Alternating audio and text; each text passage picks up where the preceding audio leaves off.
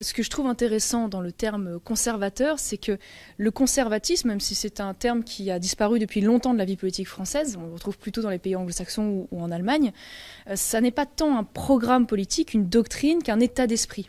C'est une forme de disposition finalement de l'esprit à souhaiter conserver des choses qui nous apparaissent justes, belles, bien, voilà. Et c'est une façon aussi de respecter le passé et d'en tirer les leçons. C'est une opposition finalement à l'état d'esprit progressiste, qui relève plus d'ailleurs pour le coup de l'idéologie et de la doctrine, mais qui consiste à une espèce de fascination pour l'innovation. Et imaginons d'ailleurs, on a une forme de réitération de la querelle des anciens et des modernes qui voyaient toujours dans les générations futures des générations de meilleure qualité que les générations passées. Eh bien, je pense que ces gens-là se trompent, puisque de fait, innovation ne veut pas nécessairement dire amélioration.